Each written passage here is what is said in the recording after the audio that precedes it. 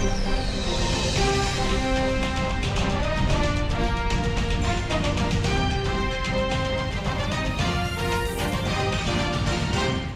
ਹਾਂ, ਸਾਰੇ ਸਰੋਤਿਆਂ ਨੂੰ ਮੇਰੇ ਵੱਲੋਂ ਪਿਆਰ ਭਰੀ ਨਿੱਘੀ ਸਤਿ ਸ਼੍ਰੀ ਅਕਾਲ। ਹੁਣ ਸਮਾਂ ਹੋ ਗਿਆ ਪ੍ਰੋਗਰਾਮ ਖਬਰ ਤੇ ਨਜ਼ਰ ਬਲਦੇਜ ਪੰਨੂ ਜੀ ਦੇ ਨਾਲ। ਅੱਜ ਦਾ ਪ੍ਰੋਗਰਾਮ ਸ਼ੁਰੂ ਕਰਨ ਤੋਂ ਪਹਿਲਾਂ ਖਬਰ ਤੇ ਨਜ਼ਰ ਦੇ ਸਪਾਂਸਰਾਂ ਦਾ ਧੰਨਵਾਦ ਕਰਦੇ ਹਾਂ। ਸਪਾਂਸਰ ਖਾਲਸਾ ਇੰਸ਼ੋਰੈਂਸ ਸੈਨੋਜ਼ੇ ਤੋਂ, ਗੁਰਦੀਪ ਸਿੰਘ ਬਿਰਦੀ ਕਲੋਵਿਸ ਤੋਂ, ਇਸ਼ਾਨਜੀਤ ਸਿੰਘ ਖਲੋਠੀ ਯੂਬਾ ਸਿਟੀ ਤੋਂ, ਸਤਨਾਮ ਸਿੰਘ ਸ਼ੇਰਗਿੱਲ ਸੈਲਮਾ ਤੋਂ, ਬਹਾਦਰ ਸਿੰਘ ਗਿੱਲ ਜੀ ਫਾਊਲਰ ਤੋਂ ਅਤੇ ਰਣਵੀਰ ਸਿੰਘ ਰਾਣਾ, ਸੁਰਿੰਦਰ ਸਿੰਘ ਚੌਹਾਨ, ਸਤਨਾਮ ਸਿੰਘ ਅਤੇ ਸੁਖਚੈਨ ਸਿੰਘ ਜੀ ਬੇਕਰਸਫੀਲਡ ਤੋਂ ਸਪਾਂਸਰਾਂ ਦਾ ਬਹੁਤ ਧੰਨਵਾਦ ਕਰਦੇ ਹਾਂ। ਅਤੇ Chicago pizza with a twist, ਜਿਹੜੇ ਹਰ ਤਰ੍ਹਾਂ ਦੇ veggie non veggie Indian style pizza order ਕਰ ਸਕਦੇ ਹੋ ਅਤੇ ਇਹਨਾਂ ਦੀ ਸਪੈਸ਼ਲ ਡੀਲ ਚੱਲ ਰਹੀ ਹੈ। ਤੁਸੀਂ ਵਿਜ਼ਿਟ ਕਰੋ chicagopizzatwist.com ਅਤੇ 10% ਆਫ ਮਿਲੂਗਾ। ਸਪਾਂਸਰਾਂ ਦਾ ਧੰਨਵਾਦ ਕਰਦੇ ਹਾਂ। ਹੁਣ ਅੱਜ ਦੇ ਪ੍ਰੋਗਰਾਮ ਲਈ ਬਲਦੇਜ ਪੰਨੂ ਜੀ ਨੂੰ ਸਵਾਗਤ ਕਰਦੇ ਹਾਂ। ਬਲਦੇਜ ਪੰਨੂ ਜੀ ਸਤਿ ਸ਼੍ਰੀ ਅਕਾਲ, ਜੀ ਆਇਆਂ ਨੂੰ। ਬਹੁਤ ਮਿਹਰਬਾਨੀ, ਸਤਿ ਸ਼੍ਰੀ ਅਕਾਲ। ਔਰ ਨਿਗਾਹ ਮਾਰਦੇ ਹਾਂ ਜੀ ਅੱਜ ਦੇ ਆਲੇ ਦੁਆਲੇ ਦੇ ਉੱਤੇ ਜੋ ਕੁਛ ਵਾਪਰ ਰਿਹਾ ਜੀ ਪੰਜਾਬ ਦੇ ਵਿੱਚ, ਭਾਰਤ ਪੱਧਰ ਦੇ ਉੱਤੇ। ਵੈਸੇ ਤਾਂ ਚਰਚਾ ਜਿਹੜਾ ਸਭ ਤੋਂ ਜ਼ਿਆਦਾ ਉਹ ਕਿਸਾਨ ਅੰਦੋਲਨ ਦਾ ਹੀ ਜਿਹੜਾ ਜੀ ਉਹ ਹੈ। ਚੌਥੇ ਦਿਨ ਦੇ ਵਿੱਚ ਐਂਟਰ ਜਿਹੜਾ ਜੀ ਉਹ ਇਹ ਕਿਸਾਨ ਅੰਦੋਲਨ ਕਰ ਗਿਆ ਜੀ। ਪਰ ਜਿੰਨਾ ਇਹਦਾ ਅਸਰ ਜਿਹੜਾ ਜੀ ਉਹ ਦਿਸਣਾ ਚਾਹੀਦਾ ਸੀਗਾ ਓਨਾ ਅਸਰ ਨਹੀਂ ਦਿਸ ਰਿਹਾ ਪੰਜਾਬ ਦੇ ਵਿੱਚ, ਖਾਸ ਤੌਰ ਦੇ ਉੱਤੇ ਜੇ ਗੱਲ ਕਰੀਏ। ਹਾਂ, ਇਹ ਠੀਕ ਹੈ ਕਿ ਕੁਛ ਮੁਸ਼ਕਿਲਾਂ ਜਿਹੜੀਆਂ ਉਹ ਹੁਣ ਆਉਣੀਆਂ ਸ਼ੁਰੂ ਹੋਈਆਂ ਨੇ, ਚਾਹੇ ਉਹ ਦੁੱਧ ਦੇ ਰੂਪ ਦੇ ਵਿੱਚ ਹੈ ਤੇ ਚਾਹੇ ਉਹ ਸਬਜ਼ੀਆਂ ਦੇ ਰੂਪ ਦੇ ਵਿੱਚ ਹੈ। ਪਰ ਜਿਹੜੀ ਚੀਜ਼ ਲੋੜੋਂ ਵੱਧ ਐਕਚੁਅਲੀ ਸ਼ੇਅਰ ਹੋ ਰਹੀ ਆ ਉਹ ਹੈਗੀ ਜੀ ਦੁੱਧ ਡੋਲਣਾ ਤੇ ਸਬਜ਼ੀਆਂ ਜਿਹੜੀਆਂ ਉਹ ਖਿਲਾਰਨੀਆਂ। ਇਹਨੂੰ ਬੜਾ ਨੈਗੇਟਿਵ ਰੂਪ ਦੇ ਵਿੱਚ ਜਿਹੜਾ ਜੀ ਉਹ ਉਭਾਰਿਆ ਜਾ ਰਿਹਾ। ਔਰ ਇਹ ਗਲਤੀਆਂ ਜਿਹੜੀਆਂ ਜੀ ਉਹ ਹੋ ਵੀ ਰਹੀਆਂ ਨੇ, ਜਿਹੜੀਆਂ ਕਿ ਆਮ ਲੋਕਾਂ ਨੂੰ ਜਿਨ੍ਹਾਂ ਦੀ ਸਿੰਪਥੀ ਹਾਸਲ ਕਰਨੀ ਬੜੀ ਜ਼ਰੂਰੀ ਹੈ ਇਸ ਅੰਦੋਲਨ ਦੇ ਵਾਸਤੇ, ਕਿਉਂਕਿ ਕਿਸਾਨ ਜਿਹੜਾ ਉਹ ਆਪਣੀ ਹੋਂਦ ਦੇ ਵਾਸਤੇ ਲੜ ਰਿਹਾ। ਉਹਦੀਆਂ ਮੁਸ਼ਕਿਲਾਂ ਬਹੁਤ ਵੱਡੀਆਂ ਨੇ, ਪਰ ਇਉਂ ਲੱਗਦਾ ਹੈ ਕਿ ਪੰਜਾਬ ਦੇ ਵਿੱਚ ਜਿਹੜਾ ਇਹ ਅੰਦੋਲਨ ਹੈ ਇਹ ਲੀਡਰਲੈਸ ਹੈ। ਇਹਦੀ ਕੋਈ ਅਗਵਾਈ ਜਿਹੜੀ ਆ ਉਹ ਨਹੀਂ ਕਰ ਰਿਹਾ। ਲੋਕ ਆਪ ਮੁਹਾਰੇ ਜਿਹੜੇ ਜੀ ਉਹ ਅਗਵਾਈ ਕਰ ਰਹੇ ਆ ਤੇ ਉਹਦੇ ਵਿੱਚ ਮੁਸ਼ਕਿਲਾਂ ਜਿਹੜੀਆਂ ਉਹ ਬਹੁਤ ਵੱਡੀਆਂ ਖੜੀਆਂ ਹੋ ਰਹੀਆਂ ਨੇ। ਡਾਂਗਾਂ ਕਿਰਪਾਨਾਂ ਦੇ ਨਾਲ ਆਮ ਜਿਹੜੇ ਵਿਚਾਰੇ ਗਰੀਬ ਸਬਜ਼ੀ ਵਿਕਰੇਤਾ ਨੇ ਉਹਨਾਂ ਦੀਆਂ ਸਬਜ਼ੀਆਂ ਜਿਹੜੀਆਂ ਉਹ ਸੜਕਾਂ ਦੇ ਉੱਤੇ ਸੁੱਟ ਦੇਣੀਆਂ। 2-2 ਕਿੱਲੋ ਦੁੱਧ ਜਿਹੜਾ ਜੀ ਘਰ ਦੇ ਵਾਸਤੇ ਲਈ ਜਾਂਦੇ ਲੋਕ, ਉਹਨਾਂ ਦਾ ਫੜ ਕੇ ਰੋੜ ਦੇਣਾ ਜਾਂ ਡਰੰਮਾਂ ਦੇ ਰੂਪ ਦੇ ਵਿੱਚ ਸੜਕਾਂ ਦੇ ਉੱਤੇ ਜਿਹੜਾ ਜੀ ਉਹ ਰੋੜ ਦੇਣਾ।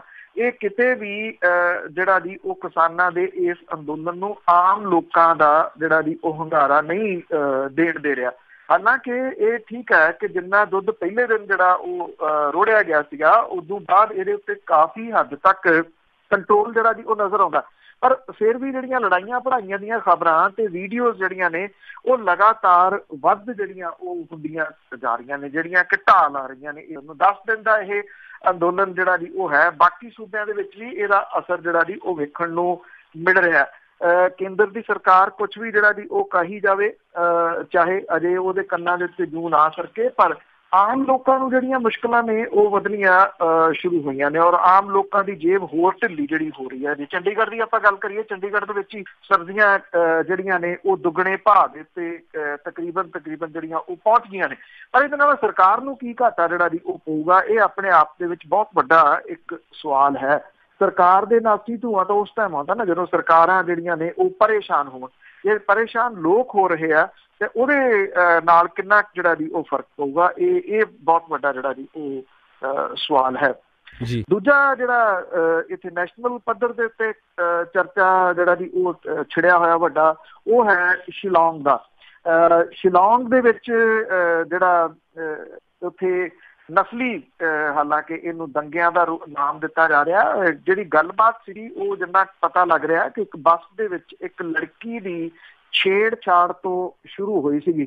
ਉਦੋਂ ਬਾਅਦ ਤਾਂ ਜਿਹੜੇ ਬੰਦੇ ਨੇ ਛੇੜਛਾੜ ਜਿਹੜੀ ਉਹ ਕੀਤੀ ਉਹਨੇ ਮਾਫ਼ੀ ਮੰਗ ਲਈ, ਪਰ ਬਾਅਦ ਦੇ ਵਿੱਚ ਉਹ ਹੋਰ ਬੰਦੇ ਜਿਹੜੇ ਸੀਗੇ ਜੀ ਉਹ ਇਕੱਠੇ ਕਰਕੇ ਲੈ ਆਇਆ ਤੇ ਜਿਹੜੇ ਸਿੱਖ ਭਾਈਚਾਰਾ ਹੈ ਉਹਦੇ ਘਰਾਂ ਦੇ ਉੱਤੇ ਅਟੈਕ ਜਿਹੜੇ ਉਹ ਹੋਏ, ਹਮਲੇ ਜਿਹੜੇ ਗੁਰਦੁਆਰਿਆਂ ਦੇ ਉੱਤੇ ਹਮਲੇ ਦੀ ਗੱਲ ਵੀ ਜਿਹੜੀ ਜੀ ਉਹ ਸਾਹਮਣੇ ਆਈ। ਪਰ ਜਿਹੜੇ ਕੇਂਦਰੀ ਗ੍ਰਹਿ ਰਾਜ ਮੰਤਰੀ ਹੈ ਕਿਰਨ ਰਿਜੀਜੂ, ਉਹਨੇ ਇਹ ਕਿਹਾ ਕਿ ਮੇਘਾਲਿਆ ਦੀ ਰਾਜਧਾਨੀ ਸ਼ਿਲੌਂਗ ਦੇ ਵਿੱਚ ਹਿੰਸਾ ਦੇ ਦੌਰਾਨ ਕਿਸੇ ਵੀ ਗੁਰਦੁਆਰੇ ਜਾਂ ਸਿੱਖਾਂ ਦੇ ਕਿਸੇ ਹੋਰ ਅਦਾਰੇ ਨੂੰ ਨੁਕਸਾਨ ਨਹੀਂ ਪਹੁੰਚਿਆ। ਉਧਰ ਮੇਘਾਲਿਆ ਦਾ ਜਿਹੜਾ ਮੁੱਖ ਮੰਤਰੀ ਹੈ ਕੋਨਰਾਡ ਸੰਗਮਾ, ਉਹਨੇ ਇਹ ਕਿਹਾ ਕਿ ਝੜਪਾਂ ਫਿਰਕੂ ਨਹੀਂ ਸੀ ਔਰ ਪੱਥਰਬਾਜ਼ਾਂ ਨੂੰ ਸ਼ਰਾਬ ਤੇ ਪੈਸੇ ਦੇ ਕੇ ਤਣਾਅ ਪੈਦਾ ਕਰਨ ਦੀ ਕੋਸ਼ਿਸ਼ ਜਿਹੜੀ ਸੀ ਉਹ ਕੀਤੀ ਗਈ ਸੀ। ਰਜੀਜੂ ਨੇ ਟਵੀਟ ਕਰਕੇ ਕਿਹਾ ਕਿ ਅਫਵਾਹਾਂ ਫੈਲਾਉਣ ਤੇ ਤਣਾਅ ਪੈਦਾ ਕਰਨ ਵਾਲਿਆਂ ਤੋਂ ਜਿਹੜਾ ਜੀ ਉਹ ਬਚ ਕੇ ਰਹੋ। ਮੇਘਾਲਿਆ ਦੇ ਵਿੱਚ ਕਿਸੇ ਵੀ ਗੁਰਦੁਆਰੇ ਜਾਂ ਸਿੱਖਾਂ ਨਾਲ ਸੰਬੰਧਿਤ ਕਿਸੇ ਹੋਰ ਅਦਾਰੇ ਨੂੰ ਨੁਕਸਾਨ ਨਹੀਂ ਪਹੁੰਚਿਆ। ਇਹ ਗੱਲਾਂ ਜਿਹੜੀਆਂ ਜੀ ਇਹ ਮਹਿਜ਼ ਤੁਸੀਂ ਕਹਿ ਲਓ ਕਿ ਬਿਆਨਬਾਜ਼ੀ ਵਾਲੀਆਂ ਨੇ।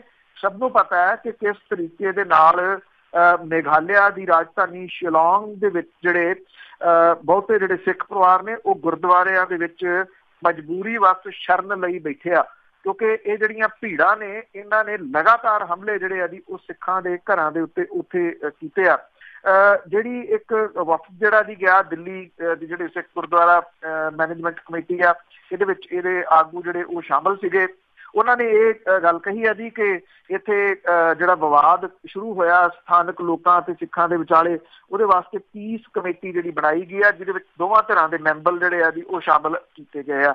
ਉੱਧਰ ਜਿਹੜੇ ਆਪਣੇ ਸੁਖਜਿੰਦਰ ਸਿੰਘ ਰੰਧਾਵਾ ਨੇ ਪੰਜਾਬ ਦੇ ਕੈਬਨਿਟ ਮੰਤਰੀ, ਉਹਨਾਂ ਦੀ ਅਗਵਾਈ ਦੇ ਹੇਠ 4 ਮੈਂਬਰੀ ਟੀਮ ਅੱਜ ਜਿਹੜੀ ਹੈ ਜੀ ਉਹ ਜਾਊਗੀ ਸ਼ਿਲੌਂਗ ਦੇ ਵਿੱਚ, ਜਿੱਥੇ ਕਿ ਇਹ ਜਾਇਜ਼ਾ ਲਊਗੀ ਜਿਸ ਜਗ੍ਹਾ ਦੇ ਉੱਤੇ ਇਹ ਘਟਨਾਵਾਂ ਜਿਹੜੀਆਂ ਜੀ ਉਹ ਵਾਪਰੀਆਂ ਨੇ।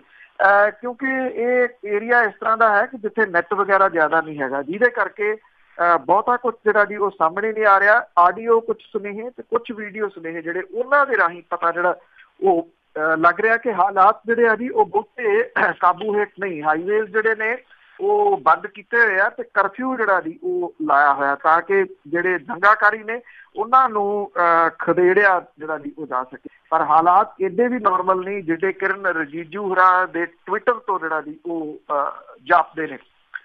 ਕਿਸੇ ਨੂੰ ਨਾ ਭੁੱਲਿਆ ਨਾ ਭੁੱਲ ਸਕਦਾ, ਨੀਰਵ ਮੋਦੀ ਹੋਵੇ ਚਾਹੇ ਮੇਹੁਲ ਚੌਕਸੀ ਹੋਵੇ ਜਿਹਨੂੰ ਪ੍ਰਧਾਨ ਸੇਵਕ ਭਾਈ ਕਹਿੰਦੇ ਸੀਗੇ, ਔਰ ਇਹ ਹੀਰਾ ਵਪਾਰੀ ਨੀਰਵ ਮੋਦੀ, ਉਹਦਾ ਰਿਸ਼ਤੇਦਾਰ ਮੇਹੁਲ ਚੌਕਸੀ, ਉਹਦੇ ਸਣੇ ਜਿਹੜੇ ਕੁਛ ਨੇ ਜਿਨ੍ਹਾਂ ਨੇ ਆਰਥਿਕ ਘੁਟਾਲੇ ਐਸੇ ਕੀਤੇ ਕਿ ਨਵੇਂ ਜਿਹੜੇ ਦੀ ਉਹ ਰਿਕਾਰਡ ਪੈਦਾ ਕਰ ਗਏ।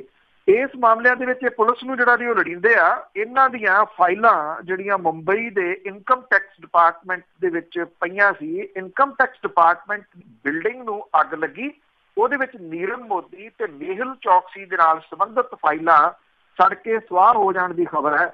ਉੱਤਰੀ ਮੁੰਬਈ ਦੇ ਬਾਲਾਡ ਅਸਟੇਟ ਜਿਹੜਾ ਇਲਾਕੇ ਦੇ ਵਿੱਚ ਇਹ ਵਿਰਾਸਤੀ ਇਮਾਰਤ ਦੇ ਵਿੱਚ ਜਿਹੜੀ ਸੀ ਫਰਾਈਡੇ ਸ਼ਾਮ ਨੂੰ ਅੱਗ ਲੱਗੀ ਔਰ ਇਹ ਬਹੁਤ ਜ਼ਿਆਦਾ ਜਿਹੜੀ ਭੜਕ ਗਈ। ਤਕਰੀਬਨ 12 ਘੰਟੇ ਬੀਤ ਜਾਣ ਤੋਂ ਬਾਅਦ ਜਿਹੜਾ ਸੀਗਾ ਜੀ ਇਸ ਅੱਗ ਦੇ ਉੱਤੇ ਕਾਬੂ ਨਹੀਂ ਸੀ ਪਾਇਆ ਜਾ ਸਕਿਆ। ਇਹ ਦਫ਼ਤਰ ਦੇ ਸੂਤਰ ਦੱਸਦੇ ਆ ਕਿ ਲੈਵਲ 4 ਦੀ ਜਿਹੜੀ ਉਹ ਅੱਗ ਸੀ ਜਿਹਦੇ ਵਿੱਚ ਤਕਰੀਬਨ 7 ਵਿਅਕਤੀ ਜਿਹੜੇ ਆ ਜੀ ਉਹ ਫਸੇ ਹੋਏ ਸੀਗੇ। ਵਿਭਾਗ ਨੇ ਜਿਹੜਾ ਜੀ ਉਹ ਲੰਮੀ ਜਦੋਜਹਿਦ ਤੋਂ ਬਾਅਦ ਅੱਗ ਦੇ ਵਿੱਚੋਂ ਸੁਰੱਖਿਅਤ ਇਹਨਾਂ ਲੋਕਾਂ ਨੂੰ ਜਿਹੜਾ ਜੀ ਉਹ ਬਾਹਰ ਕੱਢ ਲਿਆ। ਪਰ ਜੋ ਖਬਰਾਂ ਜਿਹੜੀਆਂ ਦੀ ਆ ਰਹੀਆਂ ਨੇ ਇਹਦੇ ਵਿੱਚ ਬਹੁਤੀਆਂ ਜਿਹੜੀਆਂ ਫਾਈਲਾਂ ਨੇ ਉਹ ਸੜ ਕੇ ਸਵਾਹ ਜਿਹੜੀਆਂ ਜੀ ਉਹ ਹੋ ਗਈਆਂ। ਔਰ ਇਹ ਕਿਹਾ ਜਾ ਰਿਹਾ ਹੈ ਕਿ ਜਿਹੜੀ ਇਨਕਮ ਟੈਕਸ ਡਿਪਾਰਟਮੈਂਟ ਤੇ ਰਿਕਵਰੀ ਟ੍ਰਿਬਿਊਨਲ ਵਿਭਾਗ ਦੇ ਦਫ਼ਤਰ ਜਿਹੜੇ ਆ ਜੀ ਉਹ ਪੂਰੇ ਤਰੀਕੇ ਦੇ ਨਾਲ ਨੁਕਸਾਨੇ ਗਏ ਆ। ਇਨਕਮ ਟੈਕਸ ਡਿਪਾਰਟਮੈਂਟ ਦੇ ਸੂਤਰ ਦੱਸਦੇ ਆ ਨੀਰਵ ਮੋਦੀ ਚੌਕਸੀ ਸਣੇ SR ਗਰੁੱਪ ਦੇ ਨਾਲ ਸੰਬੰਧਿਤ ਦਸਤਾਵੇਜ਼ ਦੀਆਂ ਫਾਈਲਾਂ, ਬੈਂਕਾਂ ਨਾਲ ਹੋਏ ਘੁਟਾਲੇ ਜਿਹੜੇ ਜਾਂਚ ਦੇ ਵਾਸਤੇ ਇੱਥੇ ਆਈਆਂ ਹੋਈਆਂ ਸੀਗੀਆਂ, ਉਹ ਪੂਰੇ ਤਰੀਕੇ ਦੇ ਨਾਲ ਅੱਗ ਦੇ ਵਿੱਚ ਸੜ ਗਈਆਂ। ਅੱਗ ਦੇ ਕਾਰਨਾਂ ਦਾ ਤੇ ਨੁਕਸਾਨ ਦਾ ਪੂਰਾ ਜਿਹੜਾ ਜੀ ਉਹ ਪਤਾ ਨਹੀਂ ਲੱਗਿਆ। ਸ਼ੰਕਾ ਕਿਸ ਪਾਸੇ ਹੁੰਦਾ ਇਹ ਸਭ ਨੂੰ ਜਿਹੜਾ ਜੀ ਉਹ ਪਤਾ। ਹਾਲਾਂਕਿ ਇਹ ਕਿਹਾ ਜਾ ਰਿਹਾ ਕਿ ਇਹ ਜਿਹੜੀਆਂ ਫਾਈਲਾਂ ਨੇ ਇਹਨਾਂ ਦੀਆਂ ਕਾਪੀਆਂ ਜਿਹੜੀਆਂ ਦੂਜੇ ਜਿਹੜੇ ਵਿਭਾਗ ਨੇ ਉਹਨਾਂ ਦੇ ਵਿੱਚ ਮੌਜੂਦ ਨੇ। ਪਰ ਸਵਾਲ ਬਹੁਤ ਵੱਡਾ ਇਹ ਆ ਕਿ ਜਦੋਂ ਇਹ ਕੇਸ ਜਿਹੜੇ ਅਦਾਲਤਾਂ ਦੇ ਵਿੱਚ ਚੱਲਣੇ ਆ ਤੇ ਉੱਥੇ ਇਸ ਚੀਜ਼ ਨੂੰ ਜਿਹੜਾ ਜੀ ਪ੍ਰਚਾਰਿਆ ਜਾਊਗਾ ਇਹ ਜਿਹੜੀਆਂ ਫਾਈਲ ਗਈਆਂ ਸੀ ਉਹ ਅਸਲੀ ਸੀਗੀਆਂ, ਇਹ ਬਾਅਦ ਦੇ ਵਿੱਚ ਜਿਹੜੀਆਂ ਲਿਆ ਕੇ ਰੱਖੀਆਂ ਨੇ। ਇਹ ਬੜਾ ਵੱਡਾ ਇਸ਼ੂ ਜਿਹੜਾ ਜੀ ਉਹ ਹੈ। ਪਰ ਤਕੜੇ ਦਾ 27ਵੀਂ 100 ਵਾਲੀ ਜਿਹੜੀ ਹੈ ਜੀ ਉਹ ਗੱਲ ਹੋਈ ਪਈ ਹੈ। ਕਿਹਨੇ ਅੱਗ ਲਾਈ, ਕਿਹਨੇ ਕਿਵੇਂ ਜਿਹੜੀ ਜੀ ਉਹ ਲਾਈ, ਔਰ ਖਾਸ ਤੌਰ ਦੇ ਉੱਤੇ ਉਹੋ ਹੀ ਫਾਈਲਾਂ ਕਿਉਂ ਸੜ ਗਈਆਂ ਜਿਨ੍ਹਾਂ ਦਾ ਚਰਚਾ ਐਡੇ ਵੱਡੇ ਪੱਧਰ ਦੇ ਉੱਤੇ ਜਿਹੜਾ ਜੀ ਉਹ ਹੋ ਰਿਹਾ। ਉਹਦੇ ਵੈਸੇ ਵੱਡੇ ਪੱਧਰ ਦੇ ਉੱਤੇ ਚਰਚਾ ਤਾਂ ਬਿਆਸ ਦੇ ਵਿੱਚ ਹੋਏ ਪ੍ਰਦੂਸ਼ਣ ਦਾ ਵੀ ਪਿਛਲੇ ਦਿਨਾਂ ਦੇ ਦੌਰਾਨ ਜਿਹੜਾ ਸੀਗਾ ਉਹ ਹੋਇਆ। ਸ਼ਾਹਕੋਟ ਦੀ ਜ਼ਿਮਨੀ ਚੋਣ ਤੇ ਹੁਣ ਕਿਸਾਨ ਅੰਦੋਲਨ ਤੇ ਉਹਦੇ ਵਿੱਚ ਸੜਕਾਂ ਦੇ ਉੱਤੇ ਰੁੜ ਰਿਹਾ ਦੁੱਧ ਜਿਹੜਾ ਜੀ ਉਹਨੇ ਬਿਆਸ ਦੇ ਵਿੱਚ ਪਲੀਤ ਹੋਏ ਇਸ ਪਾਣੀ ਦੇ ਮੁੱਦੇ ਨੂੰ ਠੰਡਿਆਂ ਕਰਕੇ ਹਾਲ ਦੀ ਘੜੀ ਜਿਹੜਾ ਇੱਕ ਕਿਸਮ ਦੇ ਨਾਲ ਰੱਖ ਦਿੱਤਾ। ਇਹਦਾ ਕੋਈ ਬਹੁਤ ਵੱਡਾ ਚਰਚਾ ਹੋ ਨਹੀਂ ਰਿਹਾ। ਹਾਂ, ਇੰਨਾ ਜ਼ਰੂਰ ਹੈ ਕਿ ਸਰਕਾਰੀ ਦਾਅਵੇ ਜਿਹੜੇ ਆ ਜੀ ਉਹ ਇਹ ਕਹਿੰਦੇ ਆ ਕਿ ਬਿਆਸ ਦਰਿਆ ਦੇ ਵਿੱਚ ਪਾਣੀ ਦੇ ਵਿੱਚ ਪਿਆ ਜਿਹੜਾ ਸ਼ੀਰਾ ਸੀਗਾ ਉਹ ਹੁਣ ਜਿਹੜਾ ਪ੍ਰਦੂਸ਼ਣ ਹੋਇਆ ਸੀਗਾ ਉਹ ਖਤਮ ਹੋ ਗਿਆ। ਪਰ ਜਿਹੜੀਆਂ ਜੀਵ ਜੰਤੂ ਤੇ ਮੱਛੀਆਂ ਇਹਦੇ ਨਾਲ ਮਰ ਗਈਆਂ ਸੀਗੀਆਂ ਜੀ, ਉਹਦਾ ਨੁਕਸਾਨ ਕਿਵੇਂ ਪੂਰਾ ਹੋਊਗਾ, ਇਹਦਾ ਜਵਾਬ ਕੋਈ ਜਿਹੜਾ ਜੀ ਉਹ ਦੇ ਨਹੀਂ ਪਾ ਰਿਹਾ। ਦਰਿਆ ਜਿੱਥੇ ਪੈਂਦਾ ਹਰੀਕੇ ਪੱਤਨ ਜਾ ਕੇ, ਇੱਥੇ ਕੁਛ ਪ੍ਰਵਾਸੀ ਤੇ ਕੁਛ ਘਰੇਲੂ ਪੰਛੀ ਜਿਹੜੇ ਆ ਜੀ ਉਹ ਜ਼ਰੂਰ ਵੇਖਣ ਨੂੰ ਮਿਲ ਰਹੇ ਆ। ਪਰ ਕਿਉਂਕਿ ਇਹ ਉਹ ਪੰਛੀ ਆ ਜੀ ਜਿਹੜੇ ਪੂੰਗ ਖਾਂਦੇ ਆ, ਪੂੰਗ ਜਿਹੜੀ ਛੋਟੀ ਮੱਛੀ ਹੁੰਦੀ ਆ, ਜਦੋਂ ਇਹਨਾਂ ਨੂੰ ਉੱਥੇ ਪੂੰਗ ਮਿਲ ਨਹੀਂ ਰਿਹਾ ਤਾਂ ਇਹ ਇੱਥੋਂ ਕਿਤੇ ਹੋਰ ਪਾਸੇ ਪ੍ਰਵਾਸ ਜਿਹੜਾ ਜੀ ਉਹ ਕਰ ਸਕਦੇ ਆ। ਤੁਸੀਂ ਦੇਖੋ ਇੱਕ ਤੋਂ ਕੜੀ ਜਿਹੜੀ ਦੂਜੀ ਆ ਉਹ ਕਿਵੇਂ ਜੁੜ ਰਹੀ ਆ। ਇਹਨਾਂ ਪੰਛੀ ਜਿਹੜੇ ਇੱਥੋਂ ਪੰਜਾਬ ਦੇ ਵਿੱਚੋਂ ਗਾਇਬ ਹੋਏ, ਹੁਣ ਇਹ ਜੀਵ ਜੰਤੂ ਜਿਹੜੇ ਸੀਗੇ ਜੀ ਉਹ ਮਣਾ ਮੋਹੀ ਹਜ਼ਾਰਾਂ ਲੱਖਾਂ ਦੀ ਗਿਣਤੀ ਦੇ ਵਿੱਚ ਜਿਹੜੇ ਉਹ ਮਾਰੇ ਗਏ।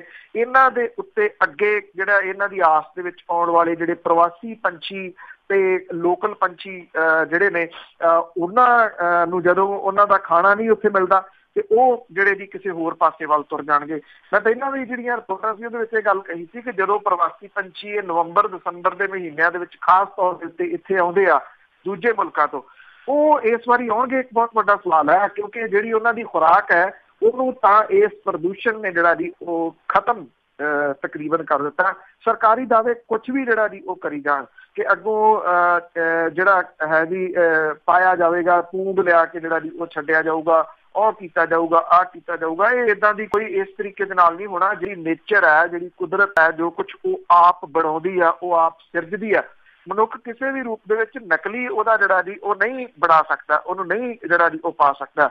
ਲੈ ਦੇ ਕੇ ਕੀ ਕੀਤਾ, ਜਿਹੜੀਆਂ ਇਹੋ ਜਿਹੀਆਂ ਜਥੇਬੰਦੀਆਂ ਜਿਹੜੀਆਂ ਉਹ ਕੰਮ ਕਰਦੀਆਂ ਨੇ ਸਰਕਾਰੀ, ਖਾਸ ਤੌਰ ਦੇ ਉੱਤੇ ਘੜਿਆਲ ਹੀ ਛੱਡੇ ਨਾ, ਘੜਿਆਲ ਹੀ ਉੱਥੇ ਲਿਆ ਕੇ ਛੱਡੇ। ਇਸ ਤੋਂ ਬਾਅਦ ਤਾਂ ਹੋਰ ਕੁਛ ਨਹੀਂ ਛੱਡਿਆ। ਜੋ ਬਾਕੀ ਨੇਚਰ ਨੇ ਜਿਹੜਾ ਸੀਗਾ ਜੀ ਉਹਨੂੰ ਤਬਾਹ ਕਰ ਦਿੱਤਾ ਜੀ ਉਸ ਇੰਡਸਟਰੀ ਨੇ, ਜਿਨ੍ਹਾਂ ਦਾ ਕੰਮ ਸਿਰਫ ਔਰ ਸਿਰਫ ਪੈਸੇ ਜਿਹੜੇ ਆ ਜੀ ਉਹ ਬਣਾਉਣਾ। ਅੱਜ ਤੱਕ ਇੰਡਸਟਰੀ ਦੇ ਵੱਲੋਂ ਇਹ 4 ਅੱਖਰ ਨਹੀਂ ਸਰੇ ਕਿ ਉਹ ਮੁਆਫੀ ਮੰਗਦੇ ਆ ਕਿ ਉਹਨਾਂ ਕੋਲੋਂ ਕਿਸੇ ਕਿਸਮ ਦੀ ਗਲਤੀ ਜਿਹੜੀ ਆ ਜੀ ਉਹ ਹੋਈ ਆ ਔਰ ਇਸ ਗਲਤੀ ਦੇ ਨਾਲ ਏਡਾ ਵੱਡਾ ਨੁਕਸਾਨ ਜਿਹੜਾ ਜੀ ਉਹ ਪਾਣੀ ਦਾ ਹੋ ਗਿਆ।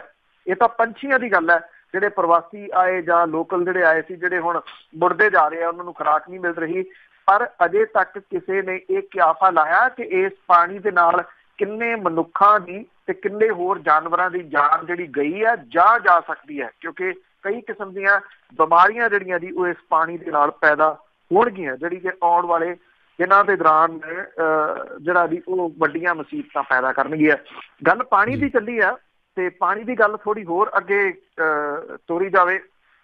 ਜਿਹੜਾ ਪਾਣੀ ਨੇ ਜਿੱਥੇ ਜਿੱਥੇ ਧਰਤੀ ਨੂੰ ਸਿੰਜਦੀਆਂ ਨੇ ਨਹਿਰਾਂ, ਔਰ ਇਸ ਵੇਲੇ ਤੁਸੀਂ ਇਹ ਕਹਿ ਲਓ ਕਿ 4 ਚਫੇਰੇ ਪਾਣੀ ਦੀ ਜਿਹੜੀ ਸਮੱਸਿਆ ਹੈ ਉਹ ਵੱਡੀ ਖੜੀ ਹੋਣੀ ਸ਼ੁਰੂ ਹੋ ਗਈ। ਇੱਕ ਸ਼ਾਇਰ ਨੇ ਤੇ ਉਹ ਬਹੁਤ ਵਧੀਆ ਲਿਖਦੇ ਨੇ, ਕੁਲਵੰਤ ਗਰੇਵਾਲ ਜੀ, ਉਹਨਾਂ ਦਾ ਇੱਕ ਜਿਹੜਾ ਦੀ ਉਹ ਸ਼ੇਰ ਸੀਗਾ ਕਿ ਰੁੱਖ ਬਦਲੇ ਹਵਾਵਾਂ ਦੇ, ਬੂੰਦ ਬੂੰਦ ਤਰਸ ਗਏ ਪੁੱਤ 5 ਦਰਿਆਵਾਂ ਦੇ। ਉਹ ਹਾਲਾਤ ਜਿਹੜੇ ਆ ਪੰਜਾਬ ਦੇ ਵਿੱਚ ਬਣਨੇ ਸ਼ੁਰੂ ਹੋ ਗਏ ਆ। ਕੁਛ ਲੋਕ ਜਦੋਂ ਏਦਾਂ ਦੀਆਂ ਗੱਲਾਂ ਕਰੀਦੀਆਂ ਤਾਂ ਉਹ ਇਹ ਕਹਿੰਦੇ ਆ ਕਿ ਇਹ ਝੱਲ ਮਾਰਦੇ ਆ ਇਹ ਲੋਕ, ਇਹਨਾਂ ਨੂੰ ਕੋਈ ਜ਼ਿਆਦਾ ਫਿਕਰਮੰਦੀ ਹੈ, ਜਾਂ ਜਿਹੜੇ ਜੇ ਕਿਸੇ ਨੂੰ ਸਮਝਾਇਆ ਜਾਵੇ ਕਿ ਪਾਣੀ ਦੀ ਦੁਰਵਰਤੋਂ ਨਾ ਕਰੋ, ਇਹ ਆਉਣ ਵਾਲੀਆਂ ਪੀੜ੍ਹੀਆਂ ਵਾਸਤੇ ਆਪਾਂ ਕੀ ਛੱਡਾਂਗੇ, ਤਾਂ ਘੜਿਆ ਘੜਾਇਆ ਜਵਾਬ ਉਹ ਦਿੰਦੇ ਆ ਕਿ ਇਹ ਆਉਣ ਵਾਲੀਆਂ ਪੀੜ੍ਹੀਆਂ ਸੋਚਣਗੀਆਂ, ਅਸੀਂ ਉਹਨਾਂ ਦੇ ਵਾਸਤੇ ਅੱਜ ਫਿਕਰਮੰਦੀ ਜਿਹੜੀ ਦੀ ਉਹ ਕਿਉਂ ਕਰੀਏ। ਆਉਣ ਵਾਲੀਆਂ ਪੀੜ੍ਹੀਆਂ ਦੇ ਵਾਸਤੇ ਕੀ ਛੱਡਣਾ ਉਹ ਬਾਅਦ ਵਾਲੀ ਗੱਲ ਹੈ, ਪਰ ਅੱਜ ਜਿਹੜੀਆਂ ਮੌਜੂਦਾ ਪੀੜ੍ਹੀਆਂ ਨੇ ਸੰਕਟ ਤਾਂ ਉਹਦੇ ਵਾਸਤੇ ਵੀ ਖੜਾ ਹੋ ਰਿਹਾ। ਤੁਸੀਂ ਸੋਚ ਸਕਦੇ ਹੋ ਕਿ ਸ਼ਿਮਲੇ ਦੇ ਵਿੱਚ ਪਾਣੀ ਦਾ ਏਡਾ ਵੱਡਾ ਸੰਕਟ ਜਿਹੜਾ ਦੀ ਉਹ ਖੜਾ ਹੋ ਰਿਹਾ ਕਿ ਸ਼ਿਮਲਾ ਔਰ ਜਿਹੜੀ ਹਿਮਾਚਲ ਦੀ ਸਰਕਾਰ ਹੈ ਉਹਦੇ ਵੱਲੋਂ ਇਹ ਕਿਹਾ ਜਾ ਰਿਹਾ ਹੈ ਕਿ ਸ਼ਿਮਲੇ ਦੇ ਵਿੱਚ ਵਿਜ਼ਿਟਰ ਜਿਹੜੇ ਨੇ ਉਹ ਨਾ ਆਉਣ, ਜਿਹੜੇ ਉੱਥੇ, ਕਿਉਂਕਿ ਪਾਣੀ ਦਾ ਸੰਕਟ ਹੈ। ਹਿਮਾਚਲ ਪ੍ਰਦੇਸ਼ ਇੱਕ ਇਸ ਤਰ੍ਹਾਂ ਦੀ ਜਗ੍ਹਾ ਹੈ ਜਿਹੜੀ ਸਿਰਫ ਔਰ ਸਿਰਫ ਸਰਵਾਈਵ ਜਿਹੜੀ ਹੈ ਜੀ ਉਹ ਕਰਦੀ ਆ ਸੈਲਾਨੀਆਂ ਤੋਂ, ਵਿਜ਼ਟਰਸ ਤੋਂ, ਕਿਉਂਕਿ ਉੱਥੇ ਵਿਜ਼ਟਰ ਜਿਹੜੇ ਜੀ ਉਹ ਪਹਾੜਾਂ ਦੇ ਵਿੱਚ ਜਾਂਦੇ ਆ ਔਰ ਕਿਉਂਕਿ ਥੱਲੇ ਮੈਦਾਨੀ ਇਲਾਕਿਆਂ ਦੇ ਵਿੱਚ ਇਹਨਾਂ ਦਿਨਾਂ 'ਚ ਗਰਮੀ ਹੁੰਦੀ ਆ, ਬਹੁਤੇ ਲੋਕ ਜਿਹੜੇ ਪਹਾੜਾਂ ਵੱਲ ਨੂੰ ਜਾਂਦੇ ਆ ਤੇ ਉੱਥੇ ਜਦੋਂ ਇਹ ਕਿਹਾ ਜਾਵੇ ਕਿ ਇੱਥੇ ਤੁਸੀਂ ਨਾ ਆਓ ਤਾਂ ਉਸ ਸੂਬੇ ਨੇ ਕਿੱਥੋਂ ਸਰਵਾਈਵ ਕਰਨਾ? ਇਹ ਬਹੁਤ ਵੱਡਾ ਜਿਹੜਾ ਜੀ ਉਹ ਸਵਾਲ ਹੈ। ਪਰ ਇੱਥੇ ਪੰਜਾਬ ਦੇ ਵਿੱਚ ਸਾਡੇ ਕੋਈ ਫਿਕਰਮੰਦੀ ਜਿਹੜੀ ਹੈ ਜੀ ਕਿਸੇ ਕਿਸਮ ਦੀ ਨਹੀਂ ਜਿਹੜੀ ਜੀ ਉਹ ਨਾ ਸਰਕਾਰੀ ਤੌਰ ਦੇ ਉੱਤੇ ਨਾ ਗੈਰ ਸਰਕਾਰੀ ਤੌਰ ਦੇ ਉੱਤੇ ਜਿਹੜੀ ਹੈ ਜੀ ਉਹ ਸਮਝੀ ਜਾ ਰਹੀ ਆ। ਇਹ ਸਿਰਫ ਇੱਕ ਖਿੱਤੇ ਦੀ ਗੱਲ ਨਹੀਂ ਹੈ ਜੀ, ਚਾਕ ਫਿਰਿਆ। ਜੇ ਦੁਆਬੇ ਤੋਂ ਆਪਾਂ ਗੱਲ ਸ਼ੁਰੂ ਕਰੀਏ ਤਾਂ ਇਹ ਨੀਮ ਪਹਾੜੀ ਖੇਤਰ ਆ ਜਿਹੜਾ ਕੰਢੀ ਦੇ ਵਜੋਂ ਵੀ ਜਿਹੜਾ ਜੀ ਉਹ ਜਾਣਿਆ ਜਾਂਦਾ। ਇੱਥੇ ਪਾਣੀ ਦੀ ਕਿੱਲਤ ਬਾਕੀ ਖੇਤਰਾਂ ਦੇ ਨਾਲੋਂ ਜਿਹੜੀ ਹੈ ਜੀ ਉਹ ਜ਼ਿਆਦੀ ਆ। 10% ਹਿੱਸਾ ਜਿਹੜਾ ਜੀ ਨੀਮ ਪਹਾੜੀ ਆ, ਜਿਹੜਾ ਕਿ ਮੁੱਢਲੀਆਂ ਸਹੂਲਤਾਂ ਦੇ ਮਾਮਲੇ ਦੇ ਵਿੱਚ ਮੈਦਾਨੀ ਇਲਾਕਿਆਂ ਤੋਂ ਬਹੁਤ ਜਿਹੜਾ ਜੀ ਉਹ ਪਛੜਿਆ ਹੋਇਆ। ਸ਼ਿਵਾਲਕ ਦੇ ਪੈਰਾਂ ਦੇ ਵਿੱਚ ਵਸਿਆ ਕੰਢੀ ਇਲਾਕਾ ਜਿਹੜਾ ਜੀ ਉਹ ਇਸ ਵੇਲੇ ਉਹਨੂੰ ਵਾਤਾਵਰਨ ਦੇ ਨਾਲ ਕੋਈ ਛੇੜਛਾੜ ਦਾ ਖਮਿਆਜ਼ਾ ਜਿਹੜਾ ਜੀ ਉਹ ਭੁਗਤਣਾ ਪੈ ਰਿਹਾ। ਪਹਾੜਾਂ ਤੇ ਰੁੱਖਾਂ ਦੀ ਅੰਨ੍ਹੇਵਾਹ ਵਢਾਈ, ਅੱਗ ਲੱਗਣ ਦੀਆਂ ਘਟਨਾਵਾਂ ਦੇ ਨਾਲ ਜਿੱਥੇ ਮੀਂਹ ਪੈਣਾ ਘੱਟ ਹੋ ਗਿਆ, ਉੱਥੇ ਚੋਆਂ, ਝੀਲਾਂ, ਛੱਪੜ ਲਗਭਗ ਜਿਹੜੇ ਆ ਜੀ ਉਹ ਸੁੱਕ ਗਏ ਆ। ਦੁਆਬੇ ਤੋਂ ਹੋ ਕੇ ਫਿਰ ਮਾਲਵੇ ਵਾਲੀ ਬੈਲਟ ਨੂੰ ਆ ਜਾਓ, ਜਿਹੜੀ ਕਿ ਨਰਮਾ ਬੀਜਦੀ ਆ।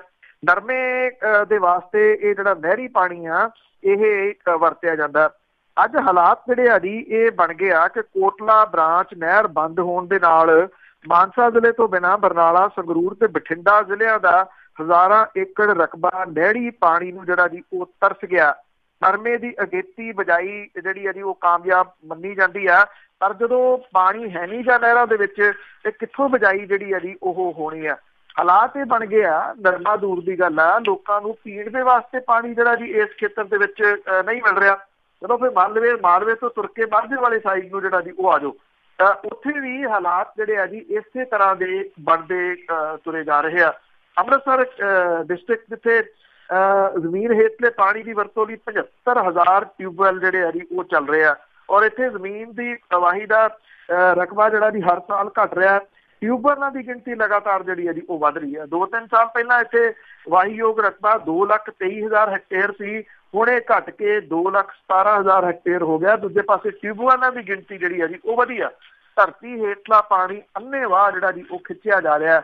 ਜੇ ਸਰਕਾਰ ਕਹਿੰਦੀ ਆ ਕਿ 20 ਤਰੀਕ ਤੋਂ ਝੋਨਾ ਜਿਹੜਾ ਜੀ ਉਹ ਲਾਉਣਾ, 20 ਤੋਂ ਬਿਜਲੀ ਛੱਡਾਂਗੇ, ਅਖੌਤੀ ਜਿਹੜੇ ਆਗੂ ਨੇ ਕੁਝ ਕਿਸਾਨ ਜਥੇਬੰਦੀਆਂ ਦੇ, ਉਹ ਕਹਿੰਦੇ ਅਸੀਂ ਤਾਂ 10 ਤਰੀਕ ਤੋਂ ਲਾਵਾਂਗੇ ਜਾਂ ਪਹਿਲੀ ਤੋਂ ਲਾਵਾਂਗੇ, ਰੋਕ ਕੇ ਦੇਖ ਲਿਓ। ਭਾਵ ਕਿ ਉਹਨਾਂ ਨੂੰ ਕੋਈ ਫਿਕਰ ਨਹੀਂਗਾ ਕਿ ਪਾਣੀ ਜਿਹੜਾ ਜੀ ਉਹ ਧਰਤੀ ਹੇਠ ਦਾ ਮੁੱਕ ਰਿਹਾ ਤੇ ਪੰਜਾਬ ਜਿਹੜਾ ਉਹ ਤੇਜ਼ੀ ਦੇ ਨਾਲ ਇੱਕ ਕਿਸਮ ਦੇ ਨਾਲ ਤੁਸੀਂ ਕਹਿ ਲਓ ਕਿ ਰੇਗਿਸਤਾਨ ਬਣਨ ਵੱਲ ਨੂੰ ਵੱਧ ਰਿਹਾ। ਵੱਧ ਹੀ ਨਹੀਂ ਰਿਹਾ, ਬਲਕਿ ਮੈਂ ਤਾਂ ਇਹ ਕਹੂੰਗਾ ਜੀ ਬਣ ਗਿਆ। ਅਬੋਹਰ ਫਾਜ਼ਿਲਕਾ ਖਿੱਤੇ ਵੱਲ ਆ ਜਾਓ ਤੁਸੀਂ, 150 ਦੇ ਕਰੀਬ ਪਿੰਡਾਂ ਨੂੰ ਖੇਤ ਜਿਹੜੇ ਆ ਉਹ ਨਹਿਰੀ ਪਾਣੀ ਉਹਨਾਂ ਨੂੰ ਮਿਲਦਾ। ਹੁਣ ਉਹਨਾਂ ਨੂੰ ਕੋਈ ਪਾਣੀ ਜਿਹੜਾ ਜੀ ਉਹ ਨਹੀਂ ਮਿਲ ਰਿਹਾ। ਇੱਥੇ ਬਾਗ ਜਿਹੜੇ ਆ ਜੀ ਉਹ ਸੁੱਕਦੇ ਜਾ ਰਹੇ ਨੇ, ਔਰ ਸੁੱਕੇ ਹੋਏ ਬਾਗਾਂ ਨੂੰ ਵੇਖ ਕੇ ਝੂਰ ਰਹੇ ਨੇ ਇਹਨਾਂ ਦੇ ਮਾਲਕ ਕਿ ਇਹਨਾਂ ਦਾ ਜਿਹੜਾ ਜੀ ਉਹ ਕੀ ਬਣੂਗਾ। ਇਹਨਾਂ ਬਾਗਾਂ ਤੋਂ ਉਹ ਰੋਟੀ ਖਾਂਦੇ ਸੀਗੇ।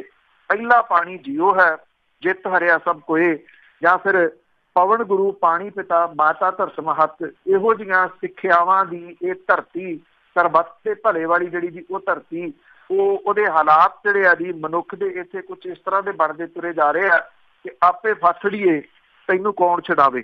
ਇਹ ਹਾਲਾਤ ਜਿਹੜੇ ਆ ਜੀ ਪਾਣੀ ਦੀ ਸਮੱਸਿਆ ਨੂੰ ਲੈ ਕੇ ਇਸ ਵੇਲੇ ਪੰਜਾਬ ਦੇ ਬਣਦੇ ਜਾ ਰਹੇ ਆ। ਇੱਕ ਸਮੱਸਿਆ ਪੰਜਾਬ ਦੇ ਵਿੱਚ ਹੋਰ ਜਿਹੜੀ ਜੀ ਉਹ ਚੱਲ ਰਹੀ ਆ, ਉਹ ਗੈਂਗਸਟਰਾਂ ਦੀ ਆ। ਬੇਸ਼ੱਕ ਵਿੱਕੀ ਗੌਂਡਰ ਤੇ ਉਹਦੇ ਸਾਥੀ ਜਿਨ੍ਹਾਂ ਨੇ ਪੁਲਿਸ ਤੇ ਨੱਕ 'ਚ ਦਮ ਕਰੀ ਰੱਖਿਆ ਕਈ ਸਾਲਾਂ ਤੱਕ, ਸਿਆਸੀ ਲੋਕਾਂ ਦੀ ਜਿਹੜੀ ਹੈ ਜੀ ਉਹਨਾਂ ਨੂੰ ਸ਼ਹਿ ਪ੍ਰਾਪਤ ਸੀ। ਕੁਝ ਸਮਾਂ ਪਹਿਲਾਂ ਉਹ ਇੱਕ ਪੁਲਿਸ ਮੁਕਾਬਲੇ ਦੇ ਵਿੱਚ ਜਿਹੜਾ ਜੀ ਉਹ ਮਾਰੇ ਗਏ।